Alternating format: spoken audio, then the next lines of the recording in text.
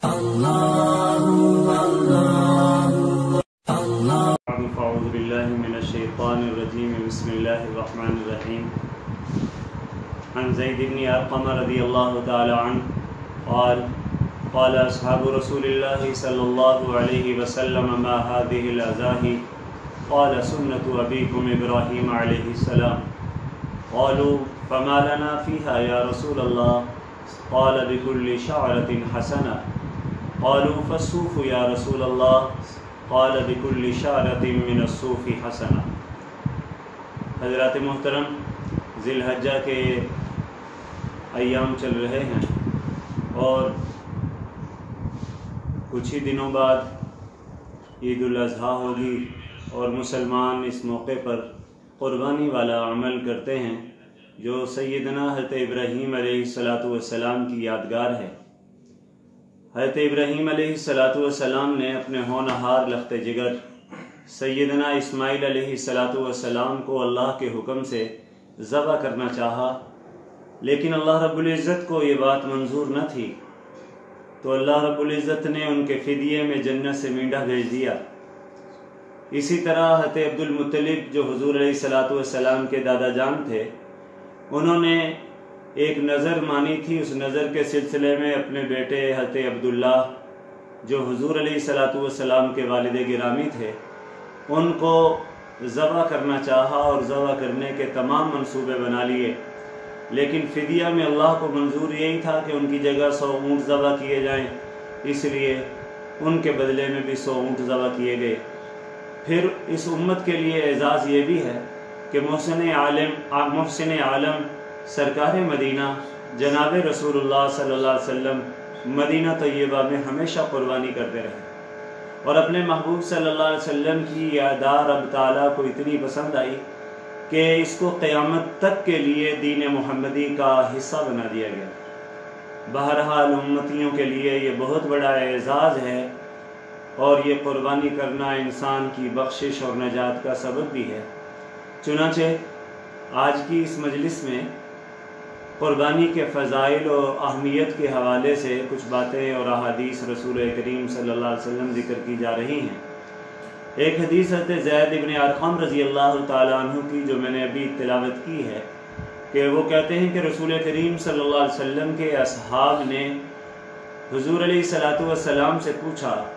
کہ اللہ کے نبی ان قربانیوں کی حقیقت کیا ہے، کس بنیاد پر ہم یہ قربانیاں کرتے ہیں؟ تو حضور علیہ السلام نے فرمایا سنت ابیکم ابراہیم، یہ تمہارے روحانی باپ حضرت ابراہیم علیہ السلام کی مبارک سنت ہے۔ یعنی سب سے پہلے اللہ تعالیٰ کی طرف سے ان کو حکم دیا گیا تھا اور ان کی یہ سنت ہے۔ تو صحابہ کرام رضوان اللہ علیہ مجمعین نے عرض کیا یا رسول اللہ صلی اللہ علیہ وسلم پھر ہمارے لیے ان قربانیوں میں کیا اجر ہے؟ تو آپ صلی اللہ علیہ وسلم نے اپنا مبارک ارشاد فرمایا کہ قربانی کے جانور کے ہر بال کے بدلے میں ایک نیکی۔ انہوں نے عرض کیا اللہ کے رسول صلی اللہ علیہ وسلم کیا جن جانوروں کے بدن پر اون ہے ان کا حساب بھی یہی ہے؟ ان کی غرض اس سوال سے یہ تھی کہ بھیڑ، دمبا، مینڈھا، اونٹ وغیرہ جن جانوروں کے کھال پر بالوں کی بجائے اون ہوتی ہے تو ان کا معاملہ کیا ہے؟ تو حضور علیہ اور یقیناً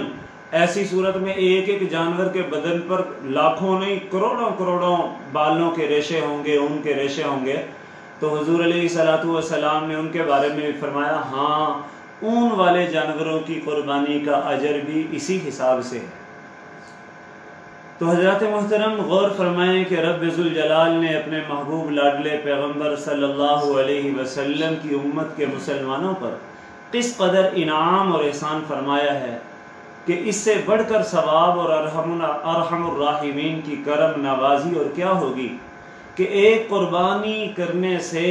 لاکھوں کروڑوں نیکیاں مل جائیں۔ اور ظاہر ہے ایک جانور کے بدن کے جو بال ہیں، کھال پر جو بال ہیں وہ بے شمار ہیں۔ صرف دمبے اور بھیڑ جو چھوٹے جانور ہیں ان کے بدن کے بال ہی لاتعداد ہوتے ہیں، اور جو بڑے جانور ہیں اونٹ ہے، گائے ہے، تو ان کے حوالے سے اگر کوئی آدمی صبح سے شام تک یا کئی دن تک بھی، ابھی عید میں وہ 3-4 دن ہیں، اپنے جانور کو پکڑ کے اگر ان کے بال گننا شروع کر دیں تو یقین جانیں قربانی کے دن تو بیت سکتے ہیں لیکن جانوروں کے بالوں کی تعداد نہیں گنی جا سکتی۔ تو اس لیے اس عمل میں بڑھ چڑھ کر حصہ لینا چاہیے، کیونکہ پھر اگر یہ مبارک دن چلے گئے تو یہ عظیم دولت نصیب نہیں ہو سکتی۔ کیوں؟ اس لیے کہ باقی جتنے نفقات ہیں، انفاق فی سبیل اللہ کے معاملات ہیں، وہ تو باقی دنوں میں بھی حاصل ہو سکتے ہیں، لیکن ان دنوں میں سب سے زیادہ محبوب ترین عمل اللہ رب العزت کے ہاں وہ قربانی کے جانور کا خون بہانا ہے۔ چنانچہ حضرت عائشہ رضی اللہ تعالیٰ عنہ کی روایت جامع ترمذی میں نقل کی گئی ہے، فرمایا کہ قال رسول اللہ صلی اللہ علیہ وسلم ما عمل ابن آدم من عمل یوم النحر احب الی اللہ من احراق الدم، فرمایا ابن آدم کا کوئی عمل بھی یوم نحر کے دن وہ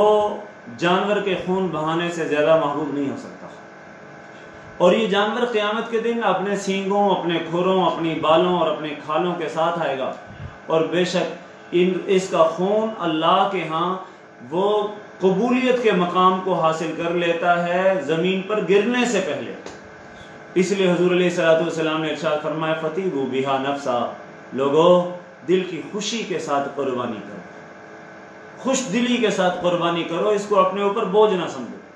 اور اسی طرح حضرت حسین ابن علی رضی اللہ تعالیٰ عنہ کی ایک روایت جو ترغیب و ترہیب میں جلد اول میں ہے، اس میں فرمایا کہ رسول کریم صلی اللہ علیہ وسلم نے ارشاد فرمایا من ضحى طیبۃ نفسہ محتسبا لأضحیتہ کانت لہ حجابا من النار،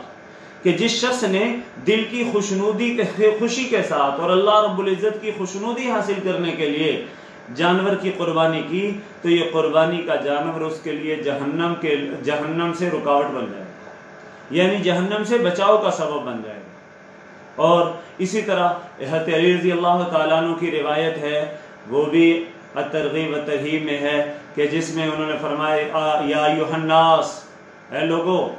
نبی پاک صلی اللہ علیہ وسلم، حضرت علی روایت کرتے ہیں اور نبی پاک صلی اللہ علیہ وسلم کا ارشاد ہے، فرمایا یا ایھا الناس ضحوا واحتسبوا بدمائها فإن الدم وإن وقع في الأرض فإنه في حرز اللہ عز وجل،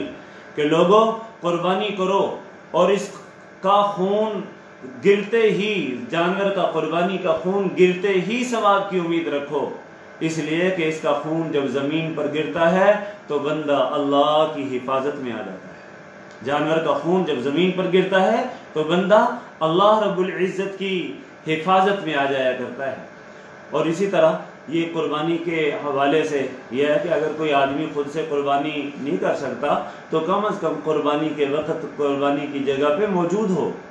یا اپنا کسی کو وکیل بنا دے۔ اور حضرت ابو سعید خدری رضی اللہ تعالیٰ عنہ سے اس حوالے سے روایت ہے، وہ فرماتے ہیں کہ حضور علیہ الصلوۃ والسلام نے اپنی لخت جگر حضرت فاطمہ رضی اللہ تعالیٰ عنہ کو فرمایا تھا، یا فاطمہ قومی الی اضحیتک، اے فاطمہ اپنی قربانی کی طرف کھڑی ہو، فاشہدیہا، اور قربانی کے پاس موجود رہے، فإن لکی بکل قطرۃ تقطر من دمہا، کیوں؟ اس لیے کہ اس جانور کے خون کا ہر قطرہ جو بہتا ہے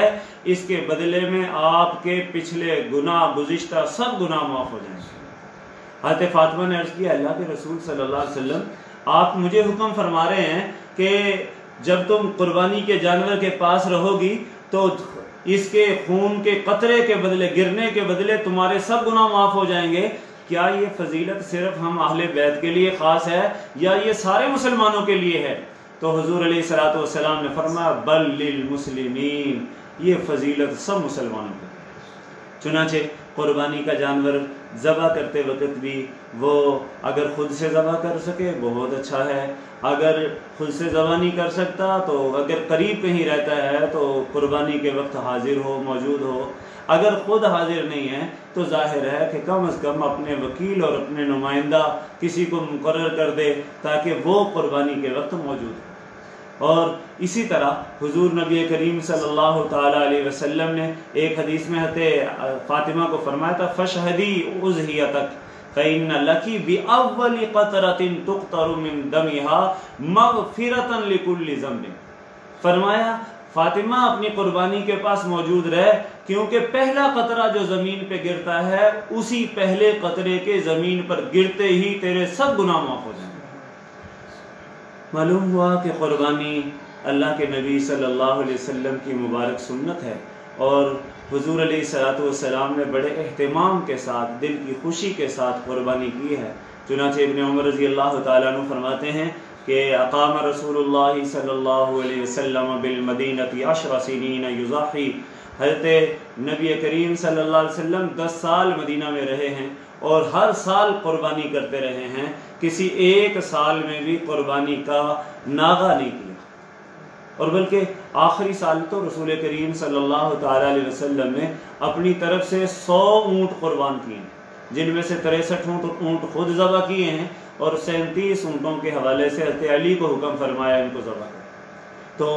حضرات محترم، قربانی انتہائی فضیلت اور اہمیت کی چیز ہے۔ اللہ کے نبی صلی اللہ علیہ وسلم نے اس پر بڑے ہی مغفرت کے وعدے کیے ہیں، اور اس کے اوپر بہت ساری نیکیوں کا بیان فرمایا ہے۔ اس لیے یہ قربانی کے جو ایام آ رہے ہیں، جو احباب بھی استطاعت رکھتے ہوں قربانی کے حوالے سے غفلت نہ کریں،